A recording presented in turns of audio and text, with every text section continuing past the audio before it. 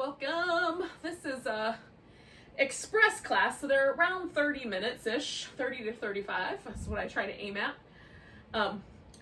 This is Yin, so it's going to be slow. We're going to hang out with some poses for a long time. And then I like to have some fluffy things. So I have a pillow. You could use some couch cushions or a rolled up blanket. I have a blanket. I have some yoga blocks, right, in case I want to use any of that. So we're going to start with a butterfly pose, and you can do that in one of two ways. So you could lie down, put the feet together, knees open, do a reclining butterfly, or you can do a forward bending butterfly. So hang out over the legs with that forward bend. It's really up to you. I'm going to start with the reclining version. So you can decide what you think is best. Now I have a pillow here that I'm gonna lay upon, lie upon, maybe that's the right word. In any case, so I have this little elevation and a little drop off for my shoulders. So I get a little shoulder action here. Mostly Yin focuses on the hips, the low back, the legs. So if I can squeeze in a little bit of shoulder love, I try. So if you have something like a pillow or a yoga block, or you can put a rolled up blanket down your back, that would be a good place to start. And then you kind of decide, do I want my feet further out or in? Once you've made a choice, just let yourself really settle in. Take nice deep breaths. And relax. So find the pose, find a sensation. I've got a little sensation of stretch here. I've got a little sensation of kind of opening, like a mild stretch in the front of the shoulder. And then when you find that, you pause and get soft, relax around it. If the sensation dissipates, you no longer feel anything, and you can explore going a little deeper or taking away some of the support, that sort of jazz. Ooh, if there's still sensation, then you don't go deeper. Go just to the point of sensation. That's the edge. And then we pause. That way we keep a sort of gentle approach so that the nervous system doesn't feel like we're in any kind of danger, where we'll get some contraction and some gripping in the muscle. If we're too pushy, our nervous system will know the difference. We're just going to stay here for another minute or so. Let yourself kind of embrace the stillness, the breath. Let your mind kind of empty of all the stuff that is in the future or anything that kind of keeps showing up from the past.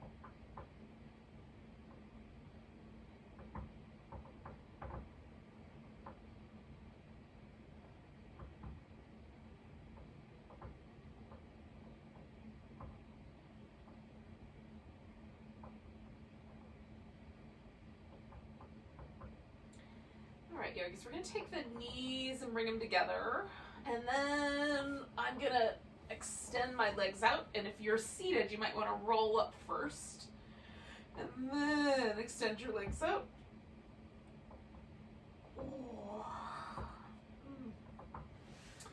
Now, eventually we're going to wind up in a seated position, so if you're there already, just stay. But if you're like me and you're laying on your back, then we're going to take a few moments to do a little transition. Now, with a pillow underneath my upper back, oh, it feels lovely when I come off of that. Yoga blocks, rolled up blankets, it all feels really lovely. It's kind of great, big, giant expanse of upper back. It sort of feels like it spreads out like a giant prairie of upper back into the horizon line.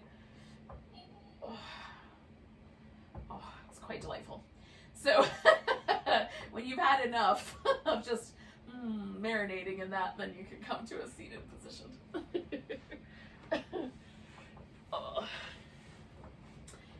Now we're going to start with a V shape, and the V does not have to be as big as it can go. So that's pretty close to my range of motion, but I tend to want it just a little bit less than that, like just to the point where I just feel that little bit of stretch in the inner thigh. So you just kind of find that line. Now for some of us, our pelvis tends to lean backwards when we do a shape like this. So in that case, sit up on the edge of either a folded blanket or a couple of pillows so that you can get your pelvis to be a little bit more upright. Another strategy is to bend at the knee. So you could put like a throw pillow under each knee. I'm going to put a rolled up blanket underneath. So there's just a little bit of support there for the back of the knee. That prevents me from hyperextending my knees, which is one of those habits that I sometimes do. Okay, so now that we're in this shape, we're going to turn towards one leg. You can decide which leg you want to turn toward, and we're going to fold over it. So you can fold forward over the leg, or you can fold sideways over the leg, and that's really up to you. I'm going to fold forward, but you can do either. So for me, the forward is a little bit more hamstring oriented for the back of this leg. When I fold sideways, there's a little bit more of a kind of spine focus of that side bend in my back. I get a little bit of everything, no matter which pose I choose, but this one a little bit more on the hamstring end of the spectrum. That other one, you get the idea. It's just where is the most intensity, and that's where it is. So I have also built myself a little Stonehenge of yoga props so that I have something to lean into, and you can do that as well. Just pile up some pillows or whatever you've got.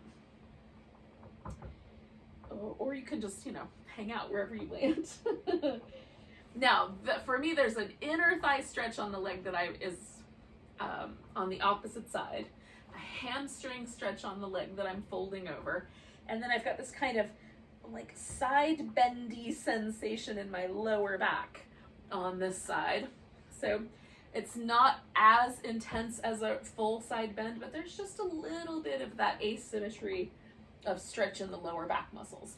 So I found that at a point where I just feel each of those three. The hamstrings are a little more intense than the other two for me, but for you it could be a little different. So just find an edge where there's just enough sensation. And we'll stay for a couple more minutes.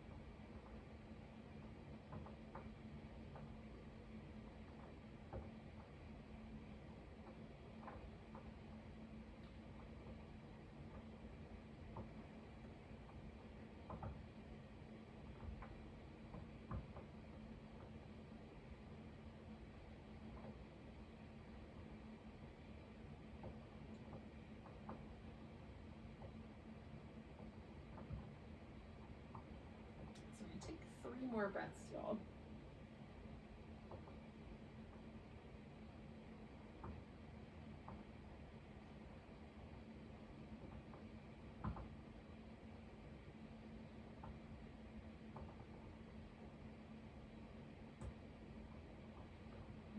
Fill up with a nice big inhale. Hold that in, come all the way up. Oh. Now before we do the other side, we're gonna do a deer. So this leg that I was just folding over is gonna be the front leg. So I'm gonna bend that knee. It's kind of nice. And bring that around the front. Then this leg that I wasn't folding over, that guy's going around the back. So we're gonna swing that around. Now, with the deer, I'm trying to get my pelvis as level as possible. It leans a little bit this way, right? The way that my anatomy is shaped. So I can just kind of prop myself up, or I can fold forward, okay? And that one is kind of starts to get a little bit more sort of pigeon / swan oriented. I feel a little bit more sensation in this outer hip. You can certainly straighten this leg a little bit further back to kind of emphasize that. Or if you wanted to, you can turn to your side so that you're sort of turning yourself over this line of your thigh and then recline onto the floor over here. So you have a deer with a twist. Now to do that one comfortably, I have to build up some support. So I would like build a mountain and then lay into my prop mountain in order to kind of achieve that twist. It's nice, I like it. I'm gonna go for this one today, which is just the forward bending version. And we're gonna hang out for a couple more minutes. So you can, if you're, if it's available for you to put your forehead on the floor, you can certainly do that. Or again, you can sort of build a mountain of props to lean into.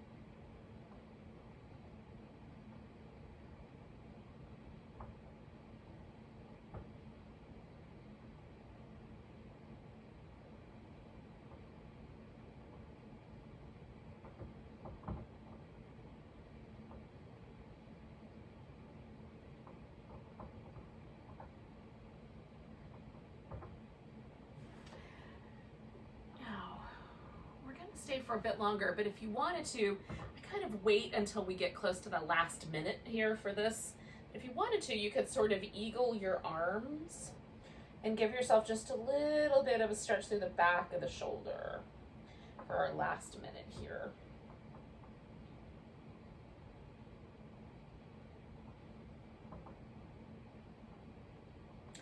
Memorize which arm is on top if you chose that option, and that way you'll remember what to do next time.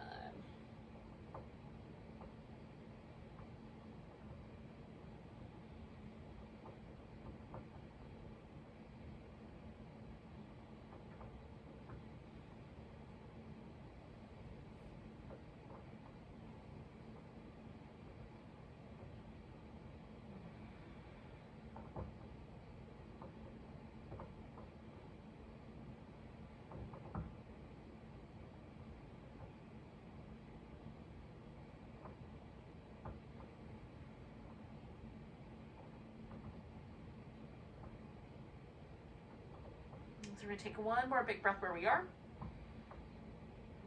And then we're going to gently release this pose. So I'm going to start with unwinding my arms, leaning to the front leg side of my body to bring that back leg back around. Then I'm going to unwind this front leg and pause for a moment. Give everything a bit of a jiggle. Now I still can feel sort of the imbalance, the sort of asymmetry in my pelvis and my low back from the pose. from both poses really. But so I'm just letting everything sort of settle for probably another 2 breaths or so. If it takes a little longer for yours to settle, then take whatever time you need. Then we will do back to the V. And again, for me, it's best to go just slightly on the conservative edge of things. What I'm talking about yoga poses, not my politics, but definitely my poses. But in any case, so I just feel that sensation there. I give myself just that little bit of extra room. If you want the more compressive feeling in your hip sockets, you can certainly go right to your edge.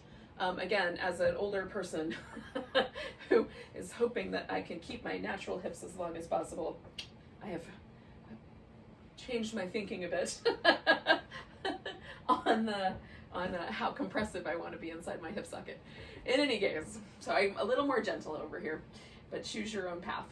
So I have turned towards my opposite leg, and again, I'm going to fold forward over that leg. Now this side, I have a slightly less range of motion, right? So it's going to take a little bit longer for everything to sort of dissolve into the pose. There's a little tighter muscle situation on my lower back on this side. So you just take your time. That's the thing with Yin, is there sometimes there's a kind of evolution as we hold the poses. So we're in for that. We're letting that evolution happen.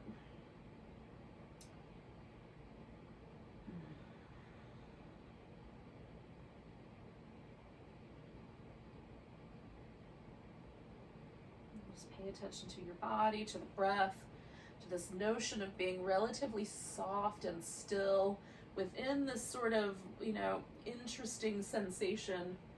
So I've got that interesting sensation down the inner thigh, interesting sensation through the hamstrings, little interesting sensation blooming in this kind of latissimus, quadratus lumborum area of the lower back right there, right? Might be too many big words, but they're fun to say.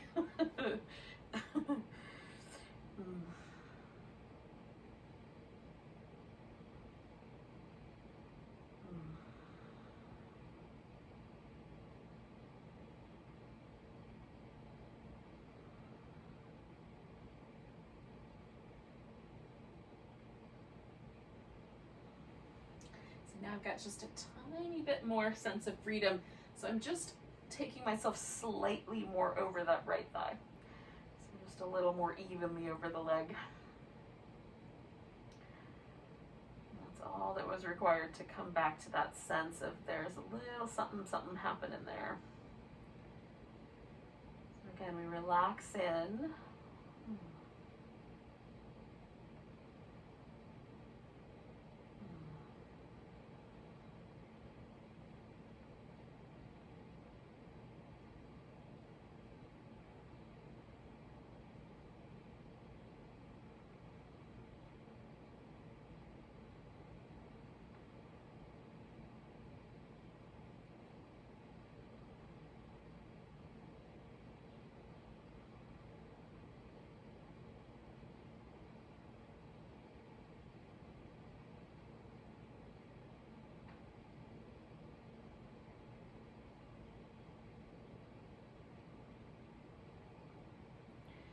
Inside of our last minute here, we just have a wee bit longer.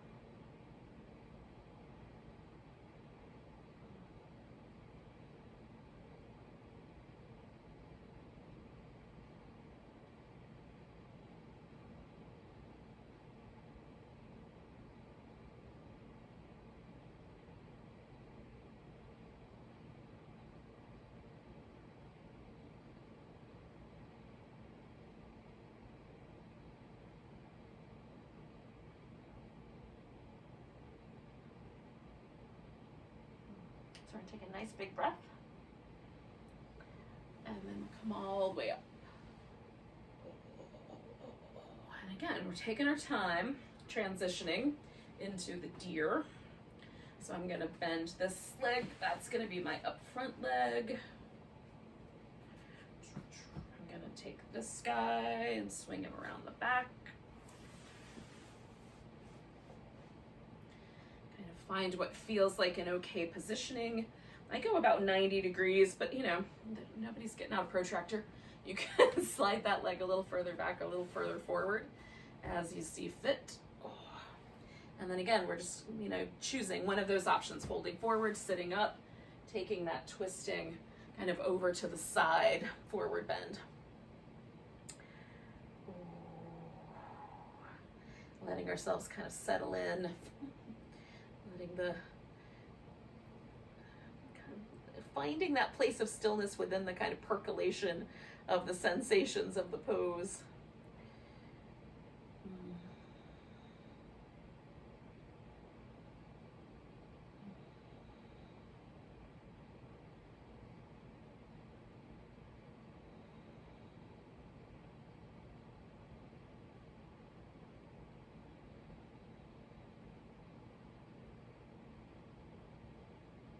If it's not quite right, kind of adjust the pose until it feels a little better to you.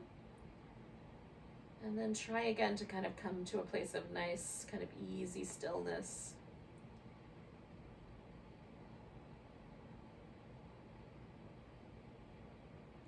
One of the things that's kind of interesting is to just watch how your brain responds to yin. And this is true of any meditation practice as well, is that the brain, the mind, probably not the organ itself, but the thinking part of it. The mind tends to want to do one of several things. Rarely does our mind perfectly hang out in the present moment. I don't know why, there's so much cool stuff going on, but instead it leans into the future. And so when your mind is leaning into the future, you'll find yourself doing things like making lists, or thinking about, planning for things that aren't happening right now, or having imagined conversations with people, or just feeling like you're wasting time or you should be doing something, right? All of those are sort of that forward-leaning mind manifestations. And then there's the backward-leaning mind manifestations where we have memories, or, the songs. Usually 1970s commercial jingles play around in your brain, but you might get a song stuck in there. Or you might have movie images, or, images from books or TV or whatever. Those things might kind of flood into your brain. That's all backwards leaning mind manifestations. And it's interesting to see sort of what is you're more inclined towards. So in any case, that's, I think, in and of itself kind of an interesting situation. Now, we're kind of arriving at our last minute. So again, I'm going to add this little extra bit. So I put my right arm on top last time. So I'm going to do my left arm on top this time. We'll hang out for a minute here with the eagle. Now, I'm doing this version where I'm holding on to my thumb, but in a second I'm going to release that because it's a little bit interesting around the thumb joint. Now, if you can put your palms together, you might not have that same issue.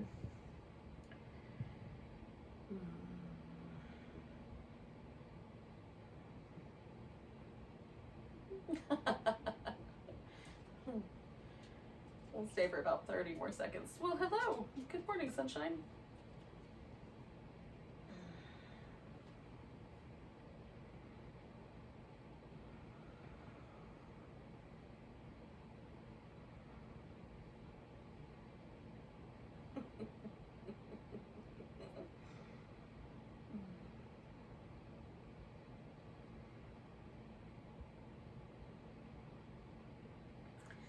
All right, yogis, so we're going to unwind the arms.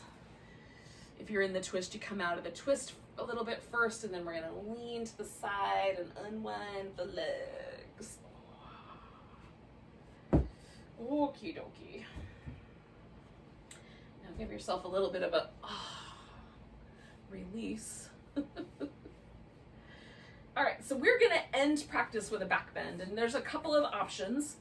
So you can do a supported bridge pose, which is where you lie down on your back and you put something under your hips. Could be a yoga block, could be, relatively sturdy pillow or a folded blanket. Could be, like a pillow, like a couch cushion might work, or something along that line. Even a Tupperware container might work if you've got that around your house. So that's option number one. So your hips are going to be held, and then you're the shoulders are on the floor, your feet are on the floor. So that's your bridge. I am going to do this pose that is, I first was introduced to it through restorative yoga, but it's basically fish pose. So they call it mountain stream pose. So I have a blanket. This is going to go underneath my upper back, so that's going to hold me kind of in that cobra shape. And then I have a pillow for under my legs. So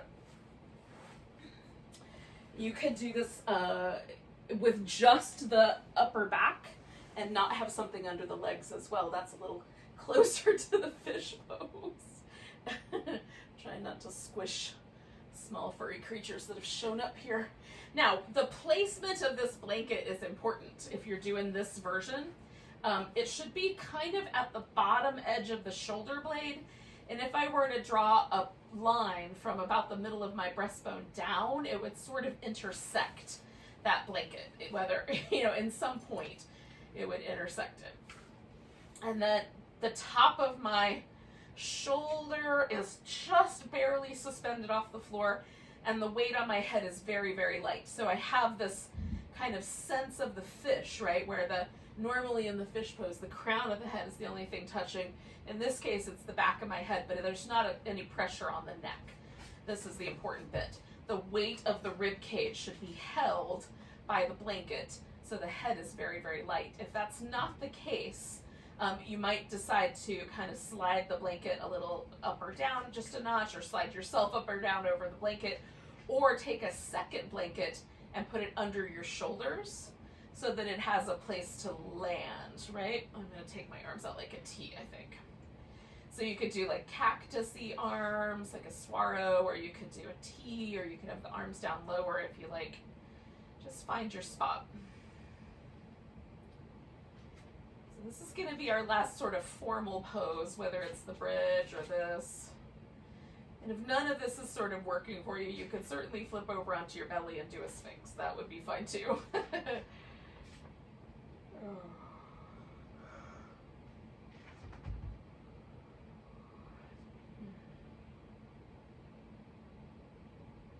stay with this guy for a couple more minutes.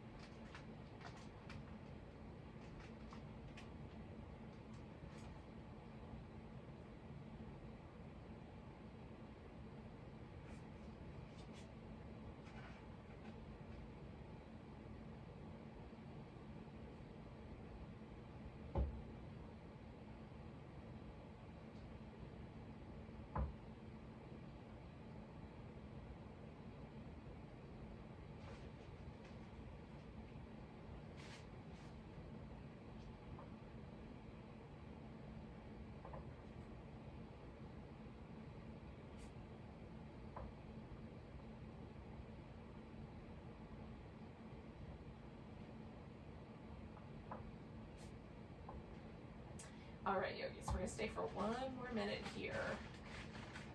Or maybe just shy of it. We're inside that last minute. How's that?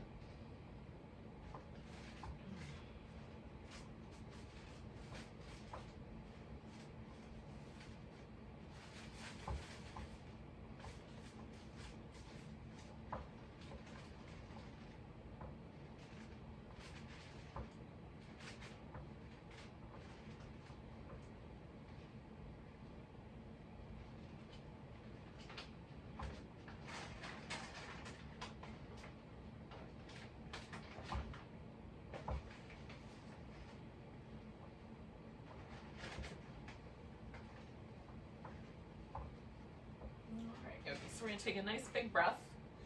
Now, if you're in the bridge pose, you're going to lift your hips up just enough to slip out whatever's underneath them. In my case, I'm going to leave this pillow here because that'll be useful for Shavasana. And I'm just going to roll over onto my elbow so I can pull the blanket out from underneath my upper back. Okay, so that's my one little change. And again, there's kind of that impression of the back bend. So I'm just going to do a little kind of rock back and forth. Windshield wipery thing with my legs that also sort of has a nice impact on the upper body. And then for Shavasana, you can do a regular version of Shavasana, or The yin kind of variation is sometimes, I call it starfish pose because you kind of stretch out like a starfish. You just let the legs and arms go a little wider out to the sides. Now, if that's not comfortable, do the regular version where your arms and legs are held in a more neutral position. Like, it's up to you. Now, I'm a little bit chilly, so I'm going to cover up with a blanket. And if that sounds appealing where you are, definitely do that.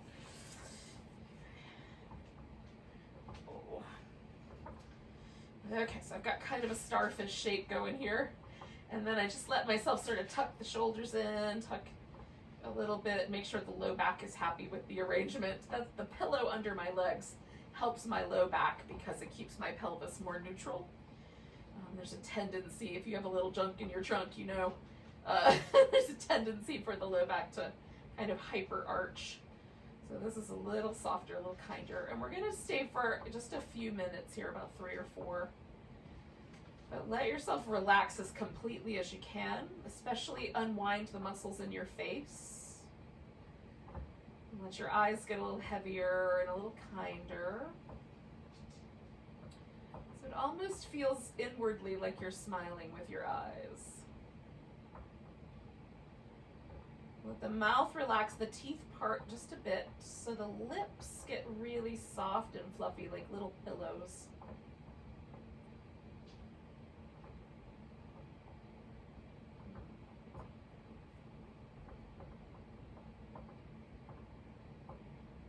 Super kind eyes and super fluffy soft lips and super relaxed shoulders. Relax the hips and the groins and the areas in the thighs where sometimes we kind of hold on when there's stress in the world. Let everything get soft.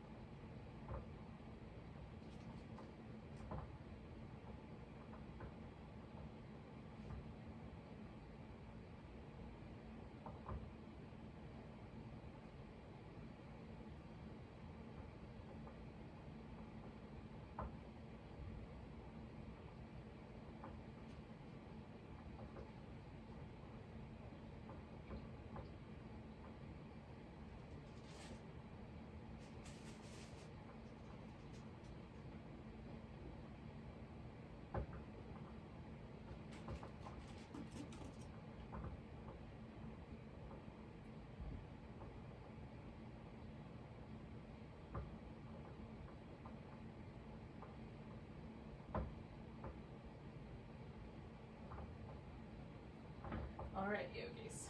So without moving yet, just notice your breath again.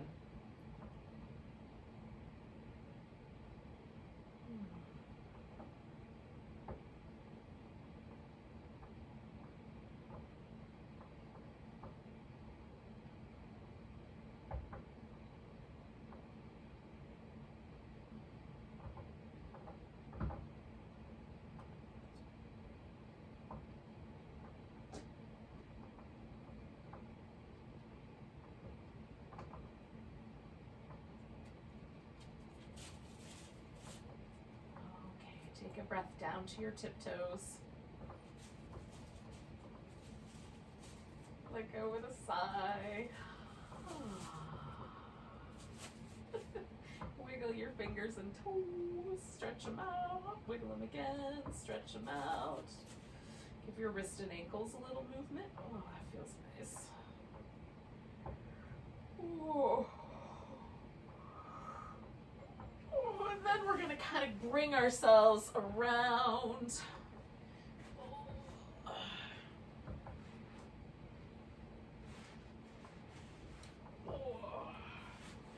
So thanks for joining me for a little Express Yin. Take a breath together if you're still hanging out with me. Big inhale. And a sigh. Namaste, beautiful souls.